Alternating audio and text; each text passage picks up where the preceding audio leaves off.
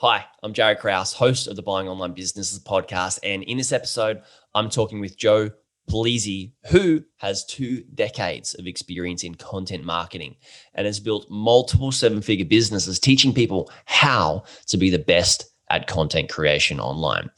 In this podcast episode, we open up a whole can of worms around how Joe bought his first online business, which we didn't expect getting to. I didn't even know we were going to talk about him buying his first online business. So he shared his experience and what he actually learned.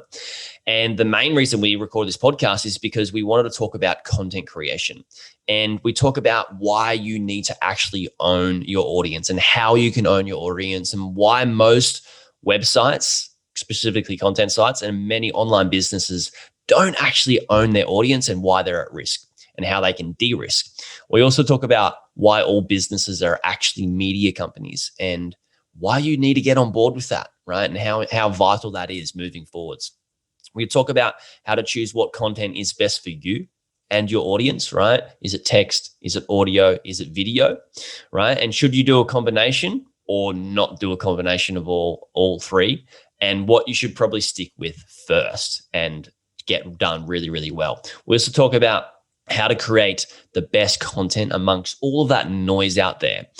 And lastly, I want to mention that consistency is absolutely critical. We talk about why consistency is key, and we share a few really cool stories of how if you're not consistent with your content, how that can really affect your business, right? And the relationships you have with those people who are consuming your content.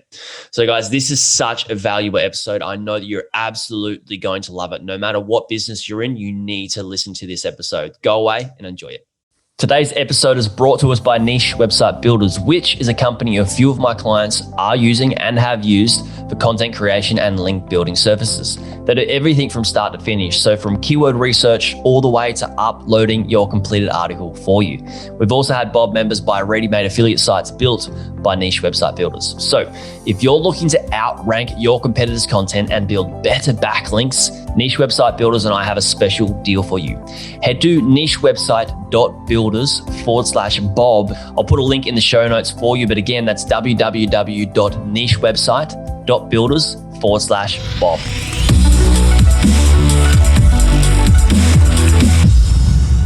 Hey, Joe, welcome to the Buying Online Business podcast. Thanks for coming on. Jared, thanks for having me. I appreciate it. I'm really excited. This is cool. You just dropped something that I had no idea or no inkling or slight suspicion that you had done this before. And you just mentioned that you bought your first digital property, like your first sort of online business. Absolutely. Congratulations. Yeah, thank you. It was quite a process. It's interesting because at least in terms of an introduction, the first big business that we built was called Content Marketing Institute.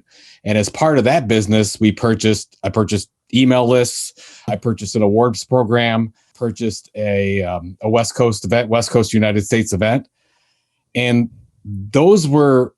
I came from media, so I could figure, okay, well, what's the revenue? What's the profit? What's the multiple that I want to pay? And when you're looking at it from a multiple standpoint, it's easy. It's like, I know, okay, it's an event business. We're going to pay, let's say 8 to 9 times EBITDA on that. Really, really easy, depending on what I want to get it for. If it's a smaller property, maybe less than that. Well, now, as I told you before, I'm launching a new website. It's called The Tilt. It'll launch sometime in the spring of 2021. And I had a goal of building the domain authority up as much as I could. I didn't want to start fresh from zero, at least in the eyes of the almighty Google. So I started to do all kinds of research, and I listed, I used Ahrefs and a couple other sites, and started to list maybe about 8 or 9 sites that I thought were in the content space. So the new site is all dedicated to digital content creators. So if you are out there and you're looking to have the latest email newsletter in your industry, the best podcast, the best webinar series, whatever, that's the crowd that we're trying to talk to about how they can monetize that business. So I made the list. And then over the last 6 months, I just started to reach out to those people. Some people I got no response from. Some people were, somewhat interested. But what was really interesting is the amount of people that would listen to any kind of offer. So that was surprising to me. And the other thing was how many of these really, really good domain authority websites that are out there that are actually defunct. That was my sweet spot. So, I mean, I'm not going to go into the detail of which site I paid for because I haven't gotten that, but you don't need that for the story. No. So I went through that and looked at the domain authority. Domain authority was between 50 and 60. I found out the number of email subscribers for that. I looked at my keywords that I was targeting, and I wanted to see where they ranked and the content and all that coming together. Then I put together a value for that business, and after negotiation, got the deal done. So yeah, it just closed like 2 weeks ago, and I was thrilled. Oh, wow. Congratulations. Thank you. I'm really excited that you use a great tool that most of us in the industry know and use, Ahrefs, for doing due diligence. In fact, I've got plenty of trainings in my community. So we have a community of people who I teach to buy website businesses, basically teach them how to do due diligence so they don't end up getting scammed or buying a lemon. Yeah.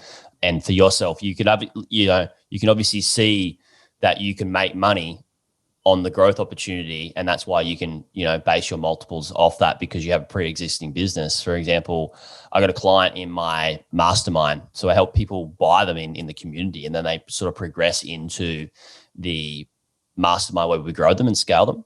And one of the guys, he's doing close to $1 million in revenue a month. And he's just like, I need to buy businesses and grow this. And he's just like, yeah, let's buy some content sites.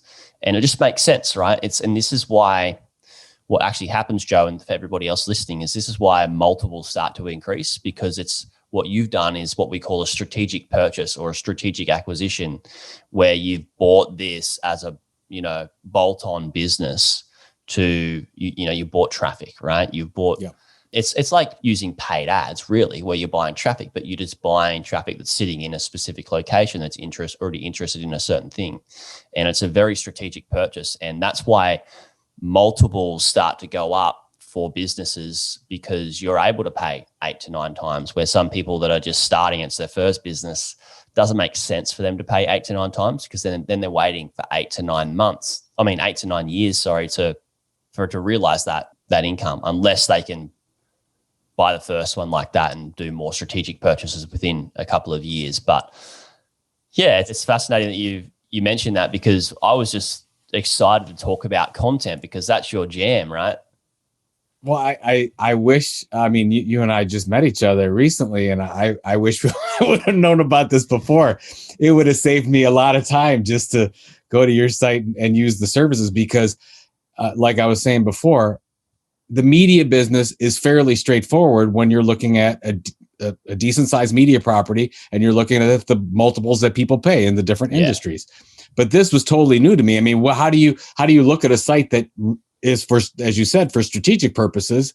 So you sort of have to play the game a little bit and say there's value here, there's value here. And what I thought was helpful, and I don't know if you recommend this to your community, but I came right out to the seller and I said, this is exactly what I'm going to use it for.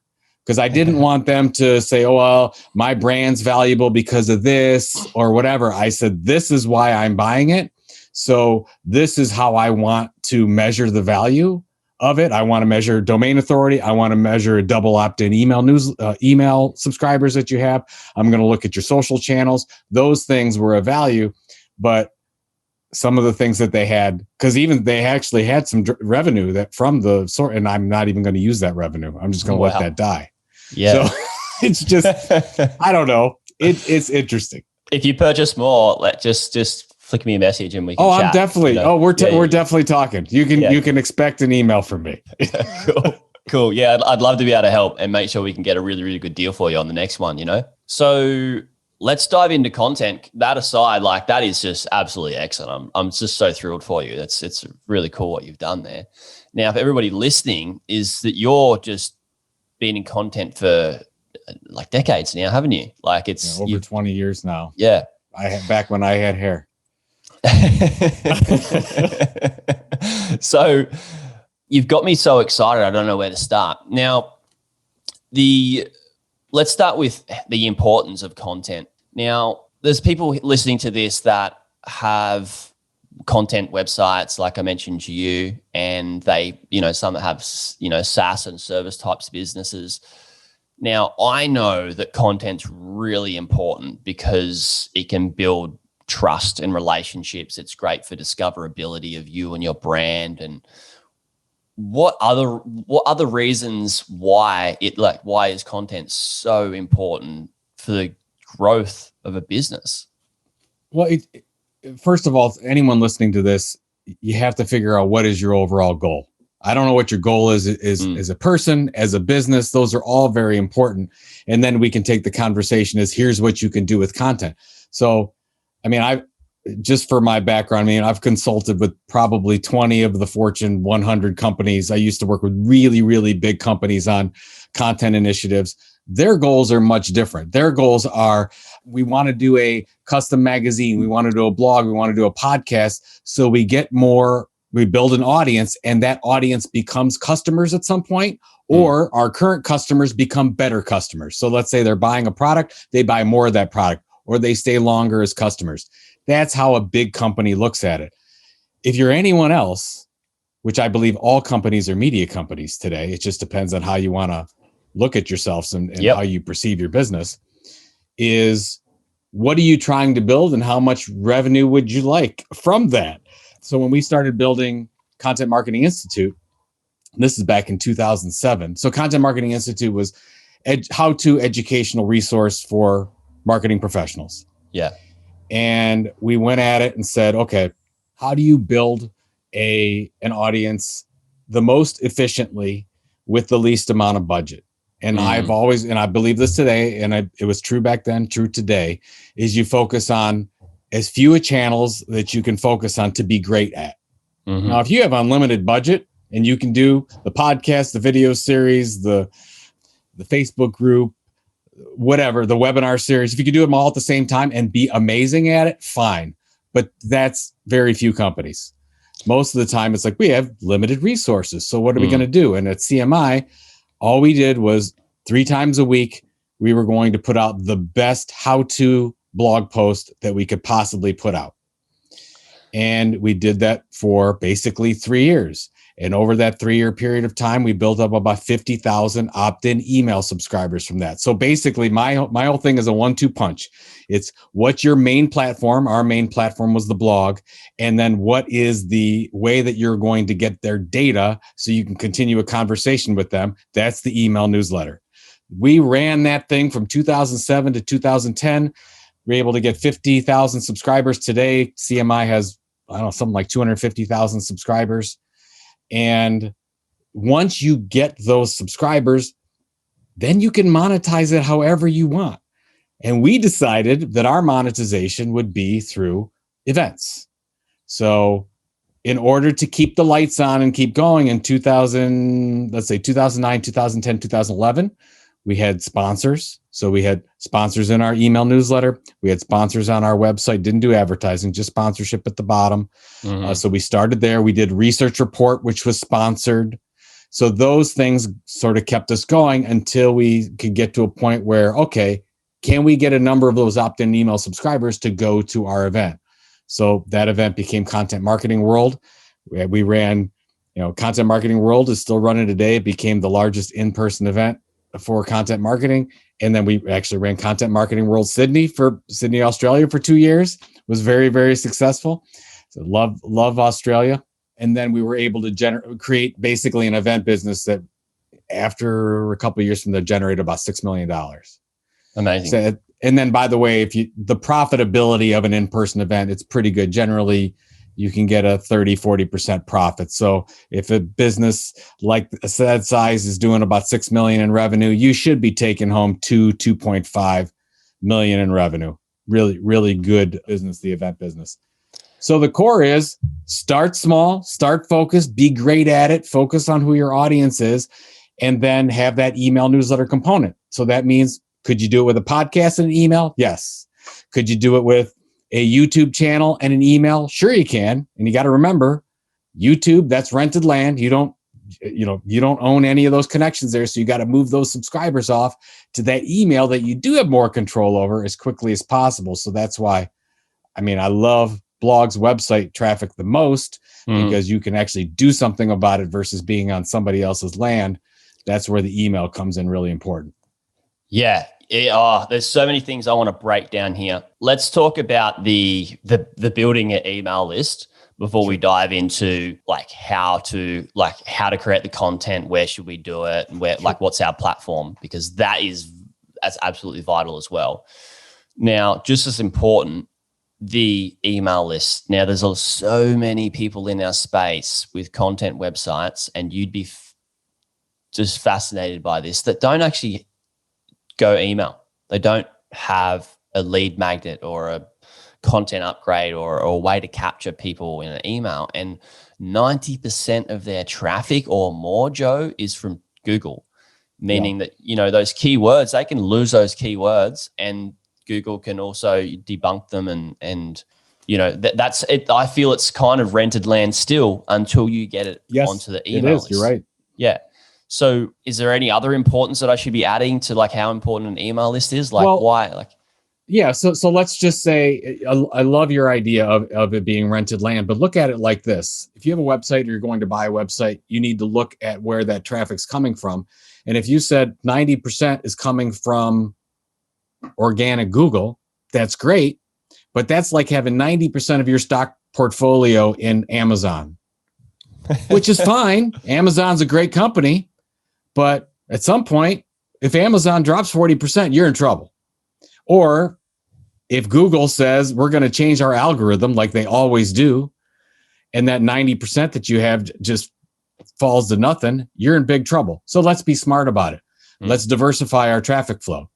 How do you best diversify your traffic flow? Through an opt-in email newsletter. Yeah. Because what will happen is, and anybody who has an email newsletter, and you know this, I know this, but if you don't have it, you don't know that once you build that email newsletter, your number one source will probably continue to be organic Google, and your number two becomes your email.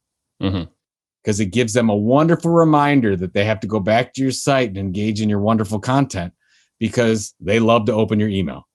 Imagine this. Imagine you did content CMI, right, in 2007 and 2010. And if you didn't have an opt-in and build an email list of 50K subscribers, you wouldn't have made money in that time frame, right? Because you didn't have ads or affiliates or anything on your site.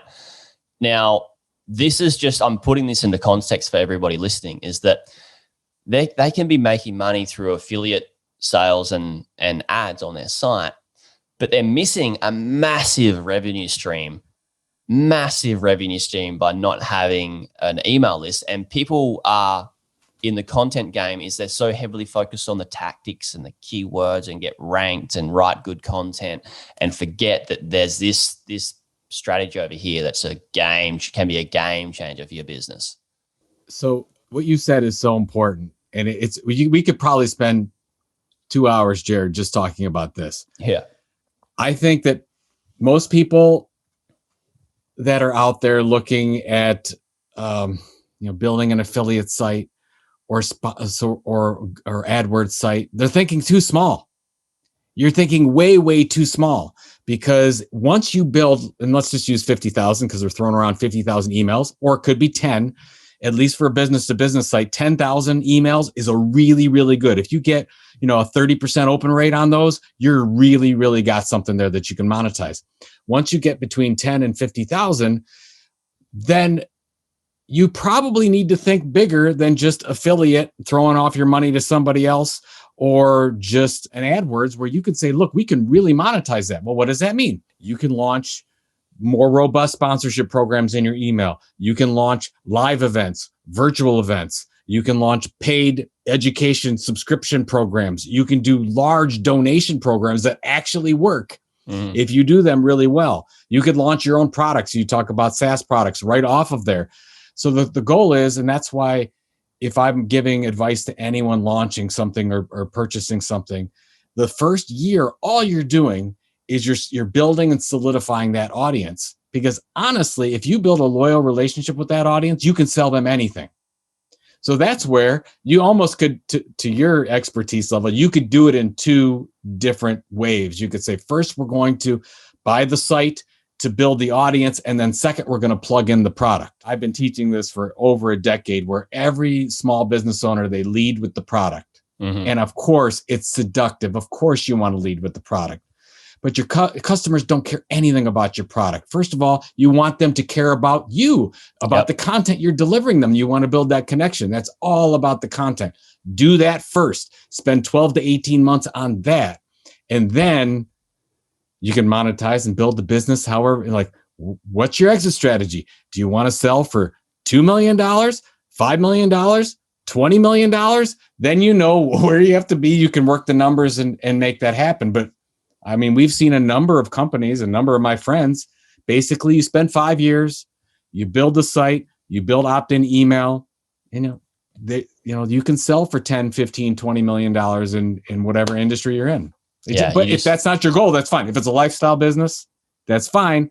But if you'd like to have financial security the rest of your life, you might want to consider going bigger than just the affiliate AdWords type model. Yeah. Instead of just going, I just want to make, $5,000 a month to pay my expenses. You can start, like what you're saying is basically start with the end in mind and work your way backwards, which is the way anybody ever achieves anything. Now, you mentioned something that I picked up on is really important with content and can be hard for people to do, I guess, if they don't actually know who their avatar is, right? Or their ideal client or whatever, or everybody, an internet marketer, mentions, is connecting with your audience. What are the ways that we can go away and connect with our audience? And how do we do that through the content we create? And why is that critical as well? So the most important thing when you start and you figure out, I mean, hopefully you don't get too far down the path before you realize there's two parts. One is the sweet spot, and the second one is the content tilt. I'll go through them because it's really important. Perfect. So the first thing is, what is your sweet spot? It's the intersection of what your expertise area is as an individual or a group. What can you actually create content on? And on the other side of that is, what is your audience's pain point?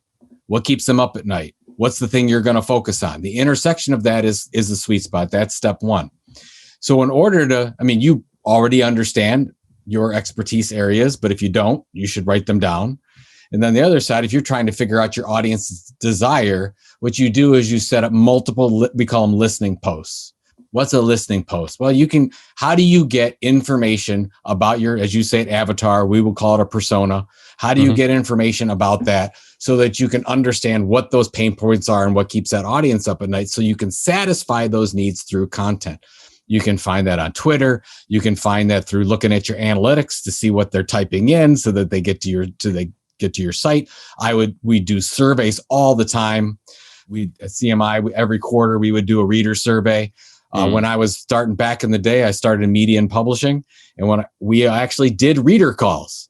Maybe today you don't call them on the phone. Maybe you email them.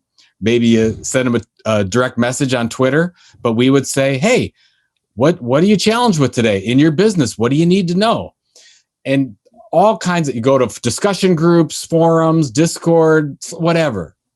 Go find that information, figure out what your listening posts are, put that together so that you have an idea of who that avatar persona is. All right, great. That's step one. Step two is, how do you find your content tilt? Your content tilt is, great, I've got this sweet spot, but it's not good enough because you probably have 1,000 other companies focused on that exact content area. So how are you going to cut through all that clutter? We call it, that's the content tilt. You have to look at it a little bit differently. And you have to find something that is truly unique and yours. Maybe that's your personality and what you bring to the table. Maybe you call the area something different. Like, for example, we called our industry content marketing. We were the first people to call it content marketing. Everyone else called it custom publishing or custom media. That differentiated us right away. If you look at a company like HubSpot, HubSpot called it inbound marketing. Inbound marketing wasn't a thing. They just invented it. It's the same type of thing. But so that became a content tilt for them. Whatever it is, you could look at it by, maybe your content tilt is focusing on a really, really small part of your audience. And you are going to be the leading informational expert to that smaller audience. And riches and niches, if you do that, that's a bigger opportunity for you. So you focus on those two first. But I guess back to answering your question is, Set up simple listening posts. It's not hard to do. Figure out how often you're going to go to these to get that information, so that then that will dictate your editorial and content plan about what you need to cover on an ongoing basis. Yeah, great. That's awesome. I've heard other people call them, pillars and, these top sort of categories, and then you can, build out different silos and stuff like that. Now, you also mentioned before is like doing one thing, like if you've got limited resources, which a lot of people listening to this do have limited resources, and you can't do video, audio, and written. There's a couple of questions I have around this. If we need to stick to one, why? I think it's probably because if we try and do too many, we're going to end up, not being consistent, I guess, and dropping the ball. Is that the main reason? Well, I'm a historian of media companies. So what everyone listening to this wants to create is a media empire of some kind, so that you can make money from that media empire. And all I'll do is, and this happens with companies like a Red Bull and a Red Bull Media House, and companies like New York Times, Financial Times, any media company you can think of. How did all of those companies become successful? Every one of them became successful by being great at one thing. New York Times with a newspaper, Huffington Post was one blog, Red Bull Media House was a print magazine. It was actually a racing magazine. Every example is because you only have a limited amount of content energy for any company. Yeah. And you have to focus on being great at one thing. So, and this is what product and service companies are terrible at, because what they'll do is somebody will get an idea to do some piece of content for some group of people, and they'll say, oh, let's just do it all at the same time. And they will. They'll do the blog, they'll do the TikTok series, they'll do, God help me, all kinds of other stuff. And you know what happens? Nothing. Yeah. Nothing happens. So the point is that you have to be great at one thing. With limited resources, you can't be great at two things at the same time. Focus on the one thing, be great at that. Once you build what we call a minimum viable audience to that blog, to that podcast, whatever it is, then you can diversify. It's a it's a time-honored step of a media company will go from their one channel, and then after 12 to 18 months, then they diversify into another one. And then after 9 months, they diversify into another one. I would just say, look at the data. Look at anyone listening to this, find the greatest media company, or find the greatest blogger that you pay attention to, or the email newsletter you subscribe to. They all do the same thing, every one of them. So start with one, and then you can go out and do all that other stuff. Or maybe you don't even have to. You might not have to. You might just be, if I can create 50,000 subscribers with my email newsletter, I don't have to do anything else. Mm-hmm.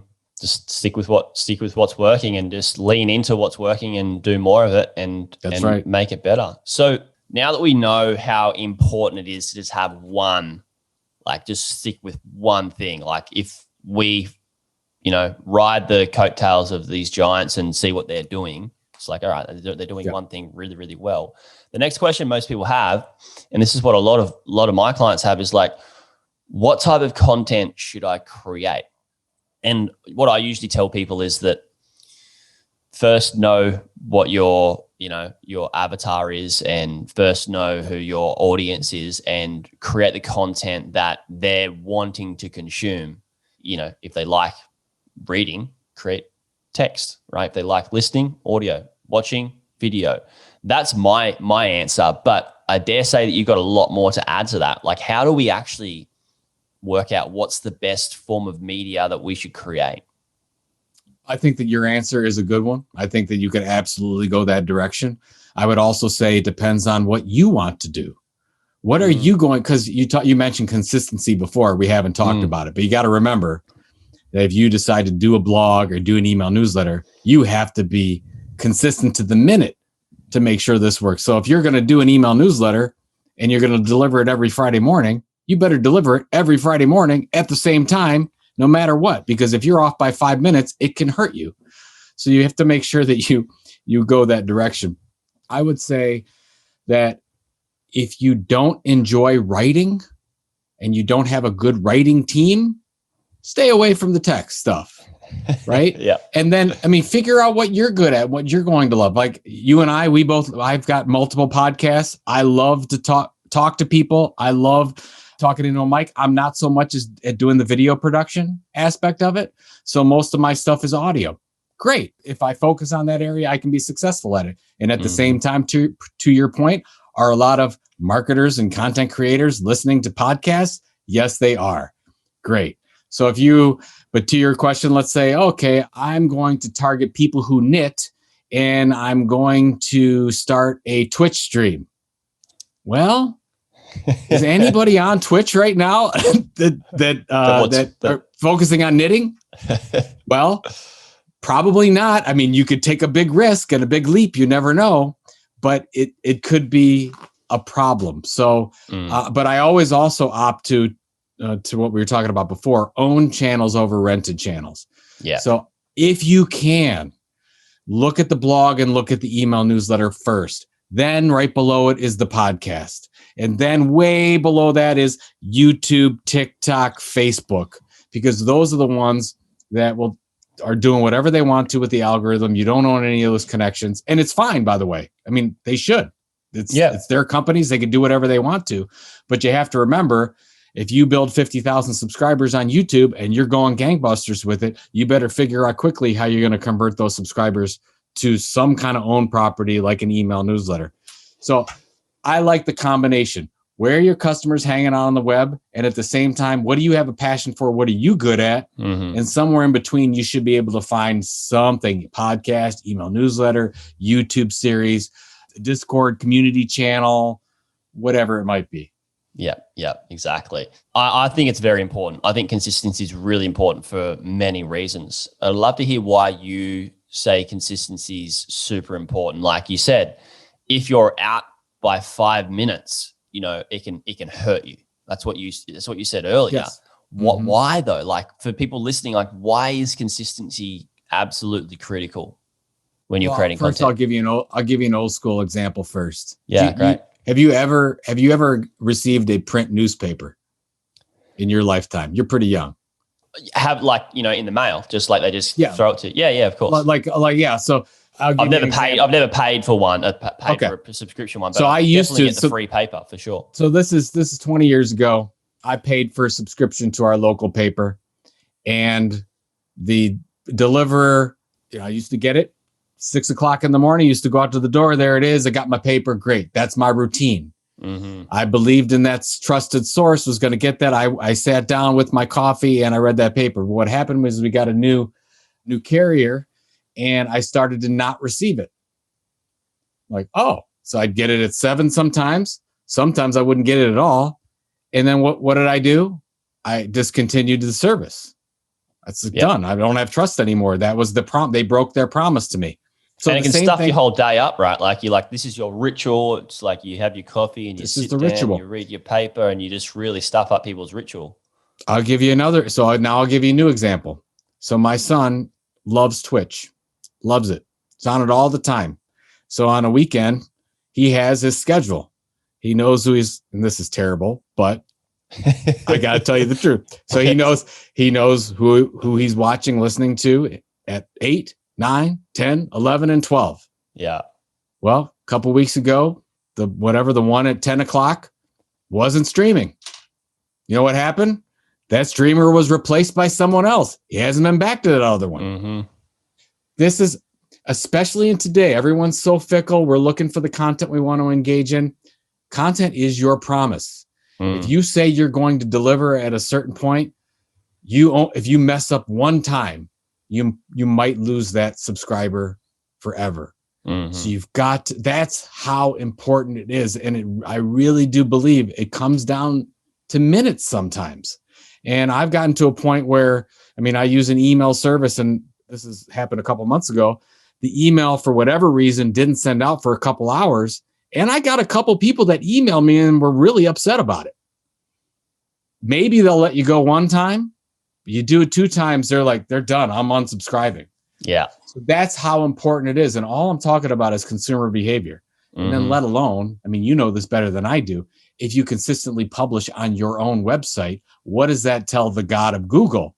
That means that you've got some things going on that they're going to want to check. They're going to want to go to that site and see every once in a while. It's going to only help your rankings. if you're delivering fresh content on a consistent basis on your website. But anything else, podcast, same thing. YouTube series, same thing. Look at all the best case studies in your industry. They send everything out at the same time during the week, whatever the case is.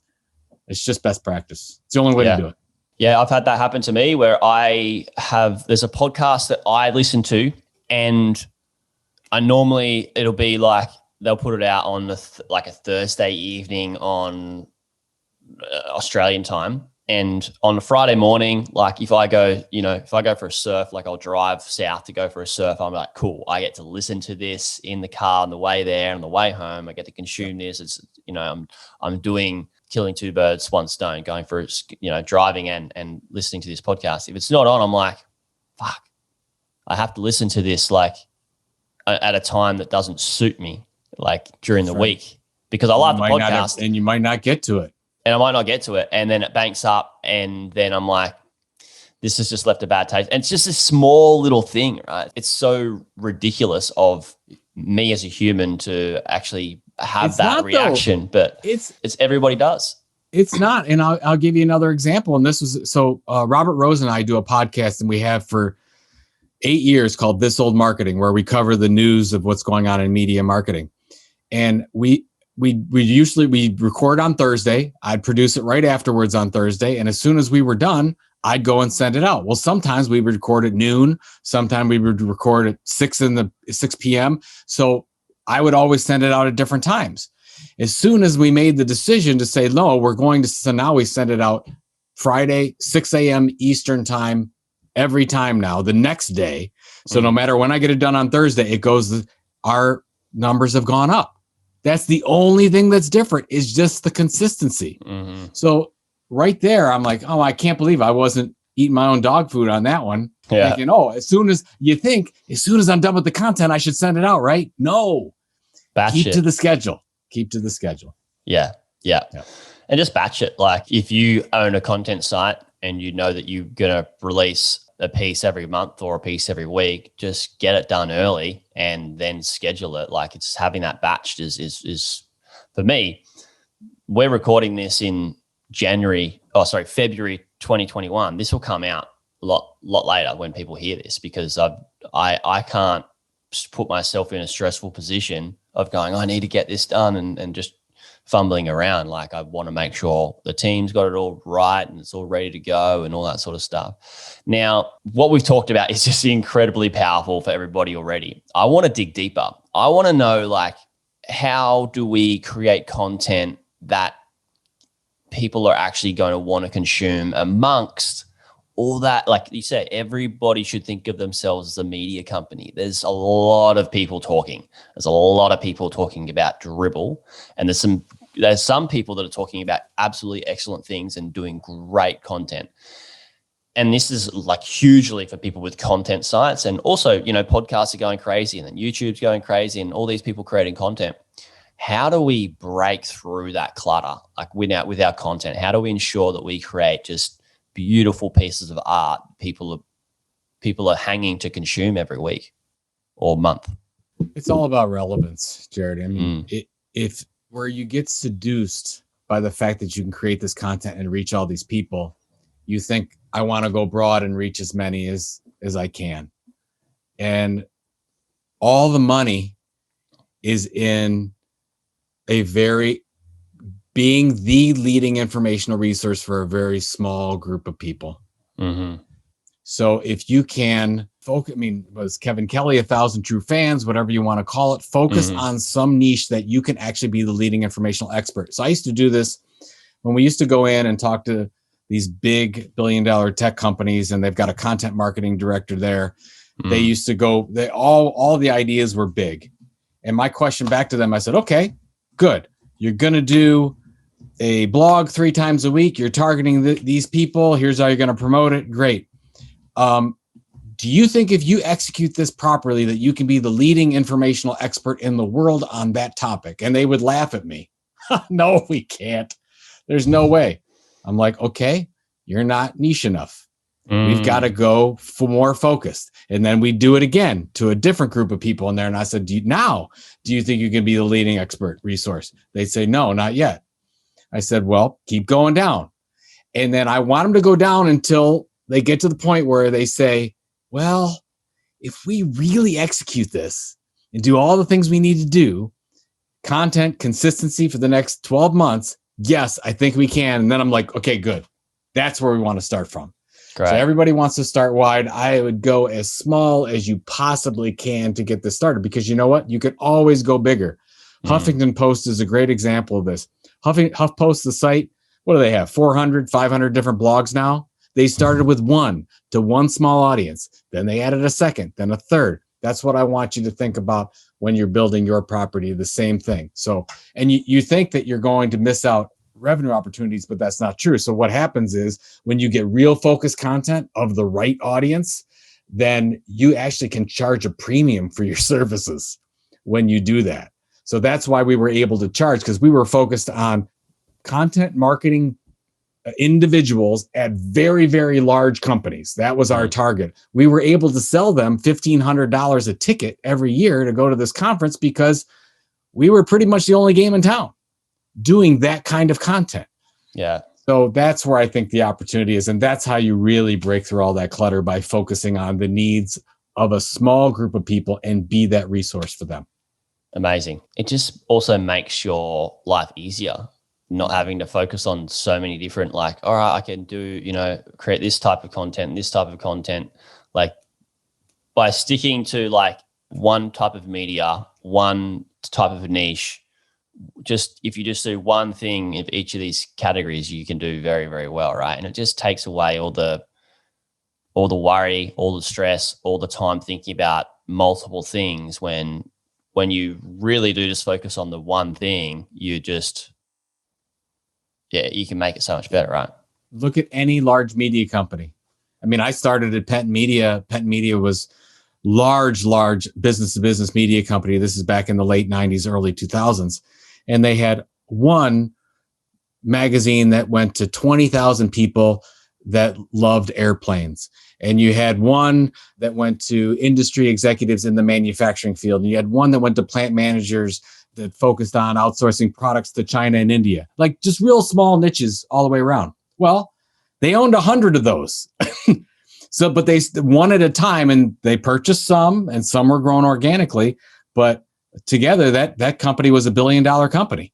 Mm-hmm. Well, you add them all up. So if you want to really go big, focus on launching those one at a time, like you do. It's like, okay, we'll buy one here.